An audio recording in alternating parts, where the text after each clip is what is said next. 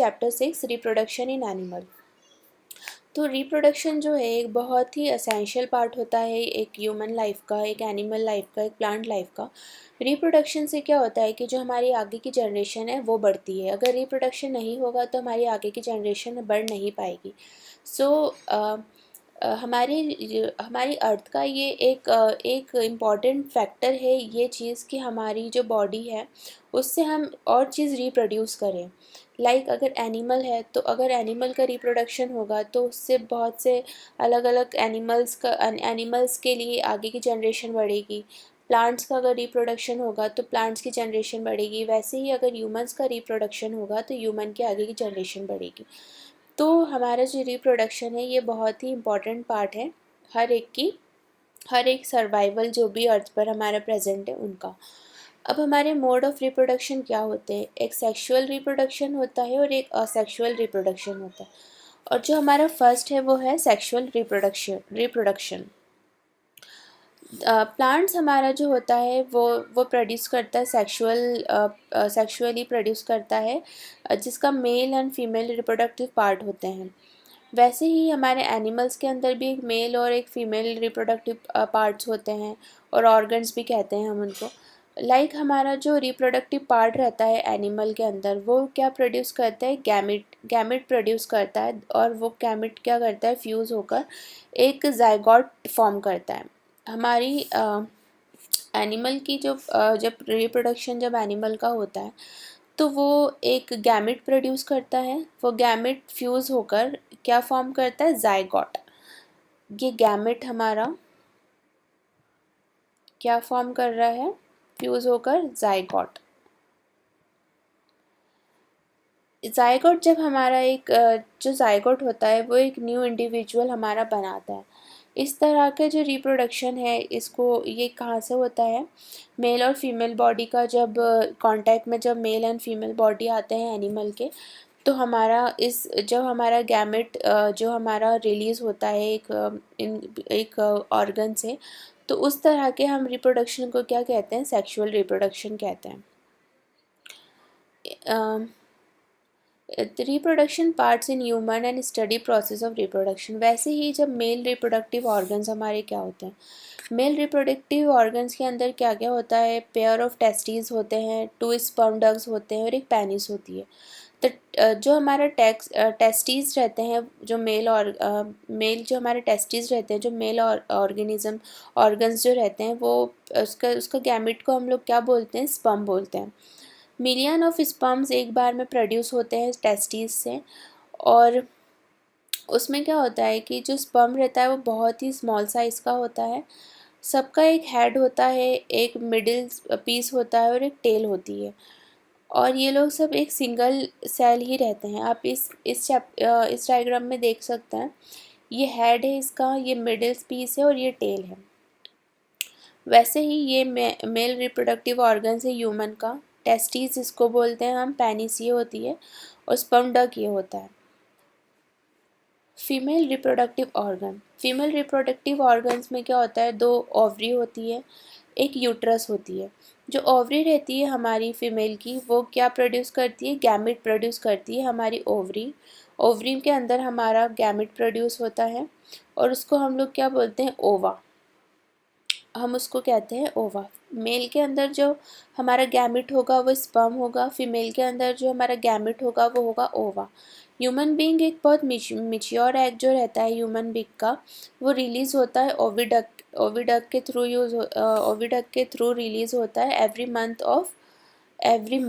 Ovary release होती है हमारी, एक ओवरी रिलीज़ होती है एवरी मंथ, जिससे हमारे पीरियड्स आते हैं फीमेल बॉडी में। और सेम वही प्रोसेस एक फ़ीमेल एनिमल के अंदर भी होता है, बट उनका मंथली साइकिल नहीं होता है, उनका साइकिल कुछ और तरीके से अलग हो सकता है। कुछ के होते हैं 3 मंथ्स का, कुछ का 6 मंथ्स का, कुछ का 2 मंथ्स और कुछ का मे बी 15 डेज़ होता है। बट जो फीमेल बॉडी रहती है, जो ह्यूमन फीमेल बॉडी रहती है, उनका मंथली साइकिल 1 मंथ का रहता है। यूट्रस हमारा जो है वहाँ पर जो यूट्रस होता है फीमेल बॉडी में, वहाँ पर हमारा बेबी बनता है। जब हमारा स्पर्म एग ये क्या होता है, एक सिंगल यूनिट, एक सिंगल सेल जब बन जाता है, जब मेल का जो स्पर्म रहता है जब वो फीमेल की बॉडी में जाता है और वो ओवरी पर जाता है, ओवरी पर जाके जब वो स्टिक हो जाता है तो ये क्या करता है, एक सिंगल सेल क्रिएट करता है।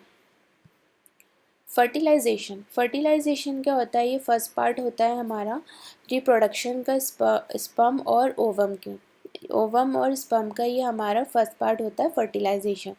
जब स्पर्म हमारा कांटेक्ट में आता है एग के तो हमारा जो स्पर्म रहता है वो फ्यूज़ करता है एग्स के साथ फ्यूज़ करता है और सॉरी फ्यूजन ऑफ एग और जो स्पर्म रहता है इसको मिलाकर हमारा क्या बनता है, फर्टिलाइजेशन। जब फर्टिलाइजेशन हमारा होता है तो जो न्यूक्लियाई होती है स्पर्म की और एग की वो एक सिंगल न्यूक्लियाई बन जाती है। हमारी स्पर्म की न्यूक्लियाई और एग जो रहता है वो सिंगल न्यूक्लियाई बन जाती है। और जो फॉर्मेशन होता है इसका एग का, जो फॉर्मेशन होता है फर्टिलाइजेशन का, हम इसको क्या बोलते हैं, फर्टिलाइज एग और जाइगोट, इसको हम जाइगोट बोलते हैं। The process of fertilization is meeting of an egg cell from another mother, from the mother and the sperm cell from the father. जो फर्टिलाइजेशन प्रोसेस होता है हमारा, जो जो हमारा एग जो होता है, हमारा एग हमारा हमारी मदर के अंदर होता है और जो स्पर्म होता है वो हमारे फादर से हमें मिलता है, मदर की बॉडी को। तो हर एक फिर उससे क्या होता है, एक अलग इंडिविजुअल क्रिएट होता है। लाइक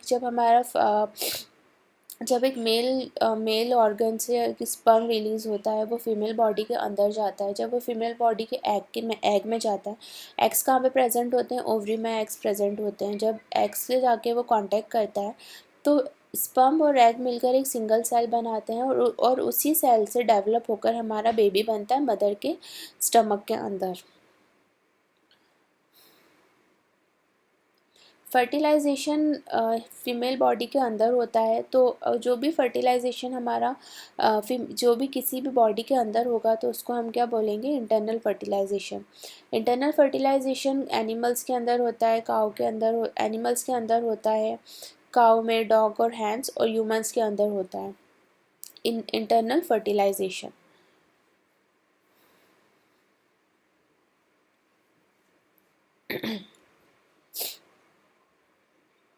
अब क्या होता है कि कुछ फर्टिलाइजेशन ऐसे होते हैं जो आउटसाइड द फीमेल बॉडी होते हैं।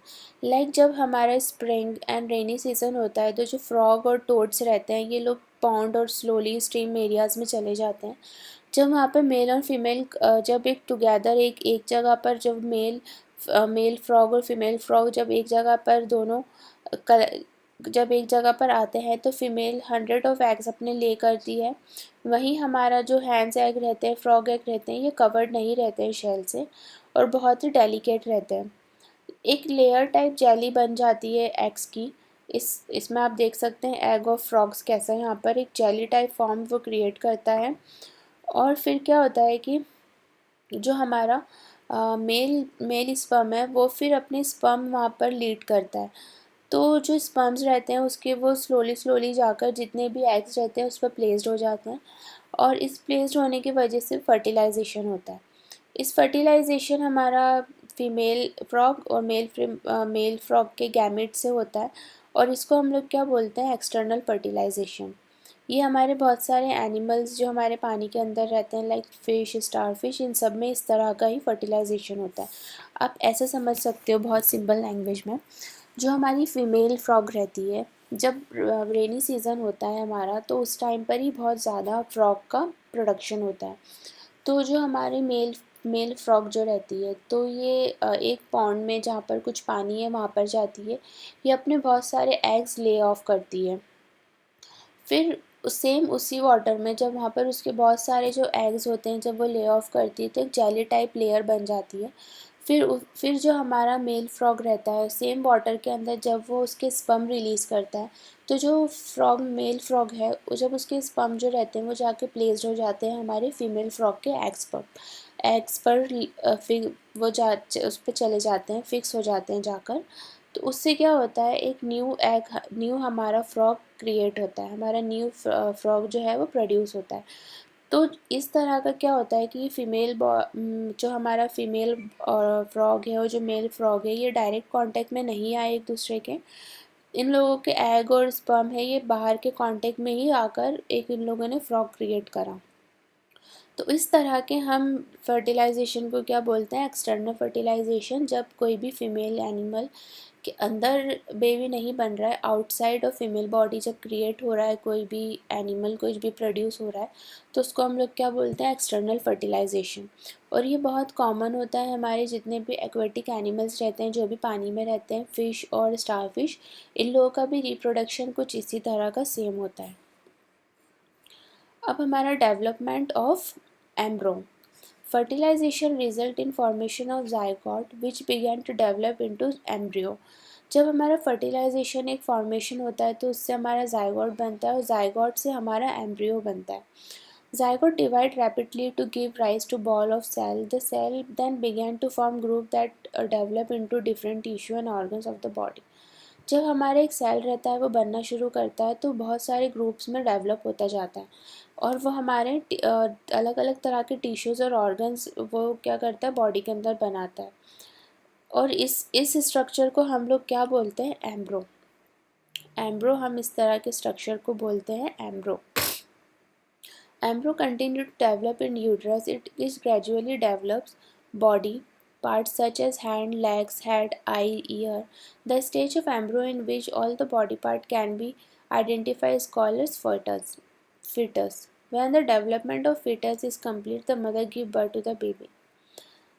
अब आप इसको ऐसे समझ सकते हो, जब हमारा एम्ब्रो कंटिन्यूस डेवलप करता है एक फेटरस जो मदर के बॉडी के अंदर होती है उसके अंदर, तो हमारा धीरे धीरे जो एम्ब्रियो रहता है ये डेवलप करता है, ग्रुप बनाता है, फिर उससे हमारी बॉडी के अंदर धीरे धीरे डेवलप करता है कहाँ पर, यूट्रस के अंदर। तो इससे हमारी जो बेबी रहता है पहले उसके हाथ बनते हैं, पैर, फिर सर, आँखें, कान, ये सब स्टेज हमारी होती हैं। तो ये सब बनती जाती हैं, धीरे धीरे धीरे धीरे बनती जाती हैं और जब वो कंप्लीट हो जाती हैं सब पूरी, तो उस चीज़ को हम लोग क्या बोलते हैं, फेटस। और जब हमारा फेटस पूरी तरह से कंप्लीट हो जाता है तो मदर उस बेबी को बर्थ देती है।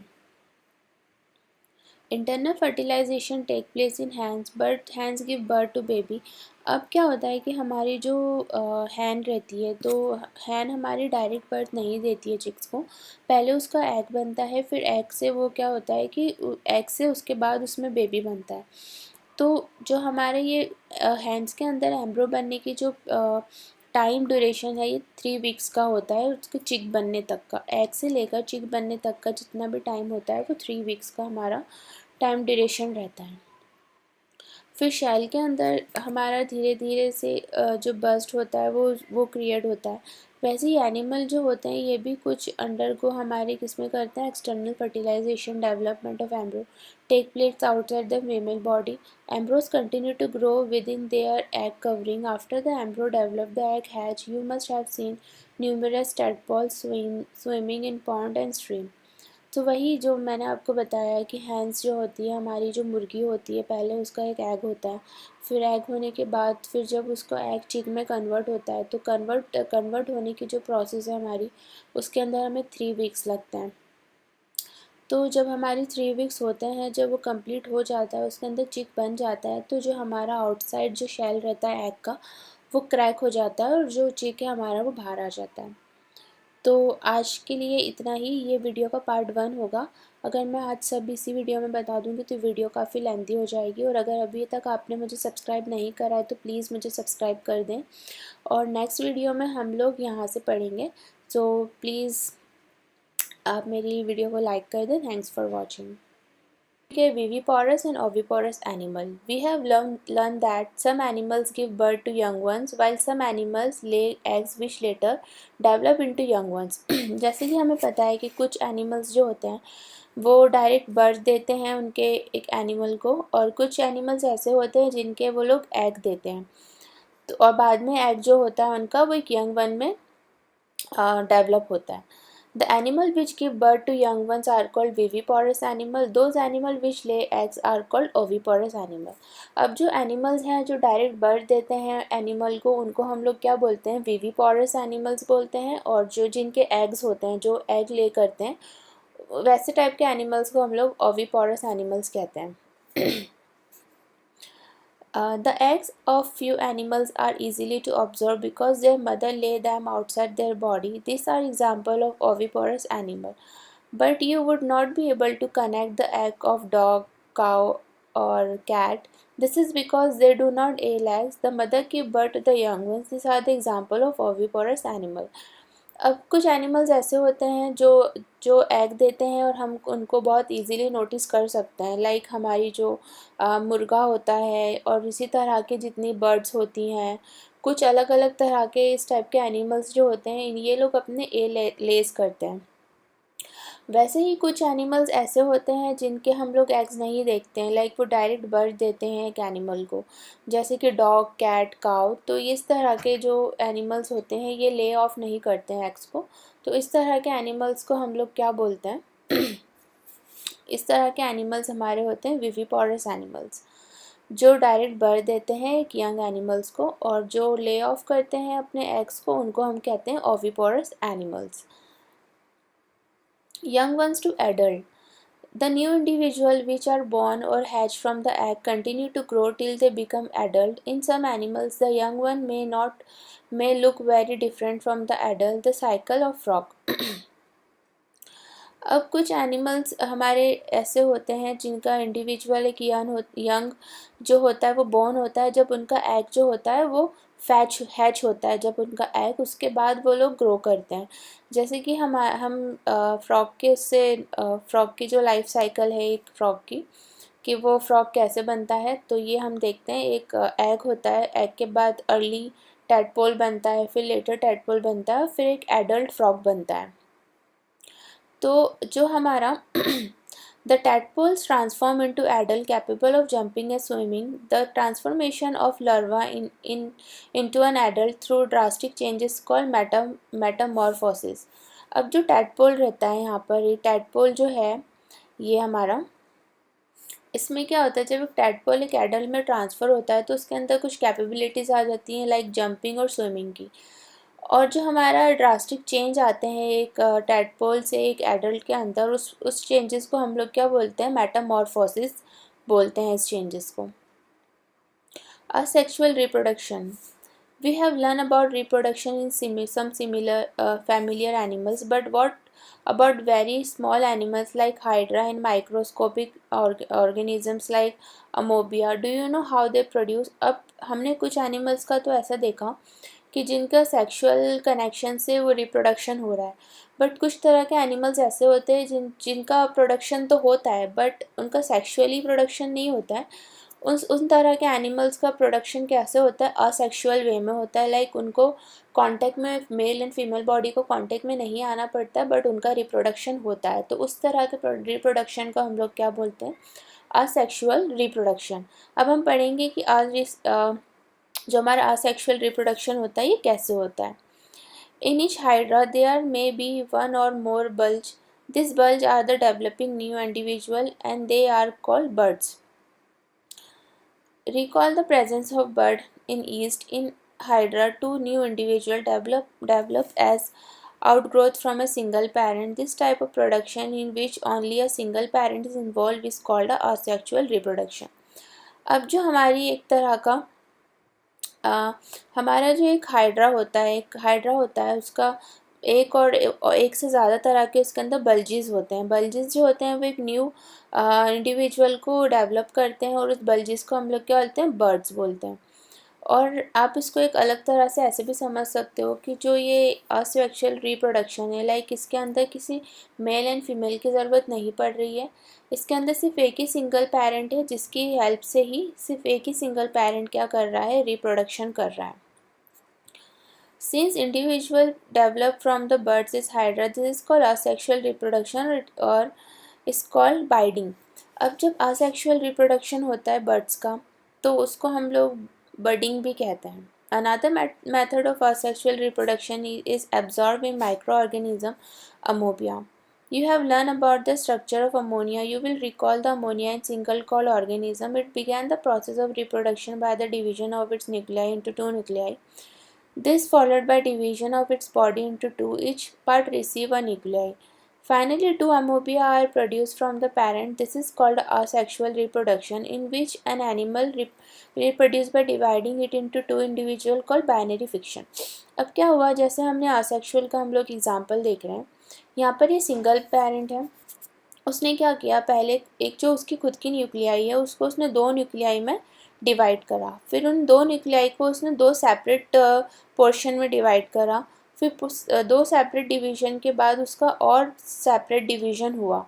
तो क्या हुआ, एक सिंगल पेरेंट से पहले उसने उसकी सिंगल न्यूक्लियाई को दो न्यूक्लियाई में डेवलप किया, फिर दो न्यूक्लियाई से उसने दो अमोबिया बनाया, फिर दो अमोबिया से उसने और उसको डॉटर अमोबियाइज बना दी। तो क्या हुआ कि एक ही पेरेंट, एक ही सिंगल से ही वो क्या कर रहा है, डेवलपमेंट कर रहा है उसका रिप्रोडक्शन का। तो इस तरह के हम लोग जो फिक्शन होती है, इस तरह की डिवाइडिंग जो होती है इंडिविजुअल की, इसको हम लोग क्या बोलते हैं, binary fission. Apart from budding and binary fission, there are other method by which single parent produce young ones. We will study about this in your higher classes. अब जो बर्डिंग और बाइनरी फिक्शन है, इसके अलावा जो हम सिंगल पेरेंट से होती है रिप्रोडक्शन से, इसके अलावा एक और मेथड होती है जिसके अंदर जो यंग वंस होते हैं वो भी एक सिंगल पेरेंट से बनते हैं। ये आप बड़ी क्लासेस में पढ़ेंगे, ये आपको आगे आएगा आगे वाली क्लासेस में। तो आज का जो हमारा चैप्टर था, 6 चैप्टर रिप्रोडक्शन इन एनिमल्स, ये कंप्लीट हो चुका है। अगर आपने अभी तक सब्सक्राइब नहीं करा है तो प्लीज़ मुझे सब्सक्राइब करें, मेरी वीडियोस को लाइक करें, और thank you so much for watching my videos.